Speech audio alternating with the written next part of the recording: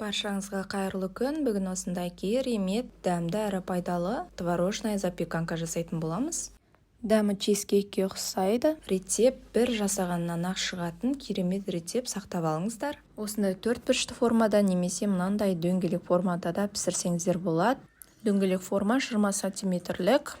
Ең алдымен бізге осындай сүзбе және шым тұз керек. Дәміне қарай қант, яғни мен 6 қасық салдым.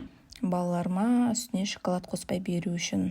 Если сіздер шоколад құйып жейтін болсаңыздар, 3 ас қасық салсаңыздар да болады. Ең алдымен жұмыртқаны ағынан сарысынан бөліп аламыз. Сарысын осы сүзбемізге қосатын боламыз.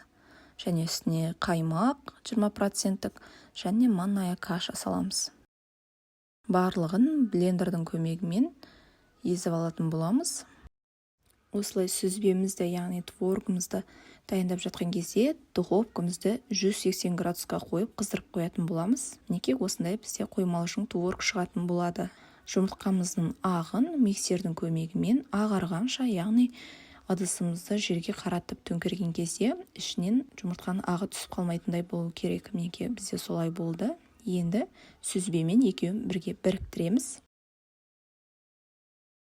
Лопатка немесе қасықтың көмегімен үстінен астына қарай араластырып отырып біріктіретін боламыз. Біркелкі болғанға дейін осындай етіп біріктіретін боламыз. Әдемілеп салатын формамызды дайындаймыз. Оның ішіне сары май жағып, бетіне манная каша себеміз. Егер де сіз жаңағыдай дөңгелек формаға салатын болсаңыз, астына пергаментіне қағаз төсеңіз болады. Оған да сары май, манная каша сепсеңіз болады. Неке осылай әдемілеп саламыз. Қызып тұрған пеште 180 градуста 35-45 минут аралығында пісіріп аламыз. Енді ол сіздің пешіңізге қарай, яғни біреудің пешінде ерте піседі, кеш піседі. Ең бастысы осылай көтеріліп, осындай түсте болып пісу керек. Менке біздікі өте әдемі болып көтеріліп пісті.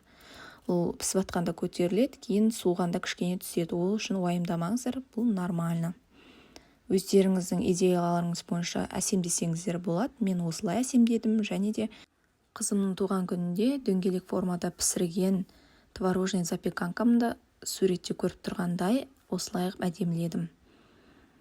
Мінеке кесіп көргенде өте күшті болып шығады, әрі дәмді, балаларға таңғы асқа берсеңіздер де болады.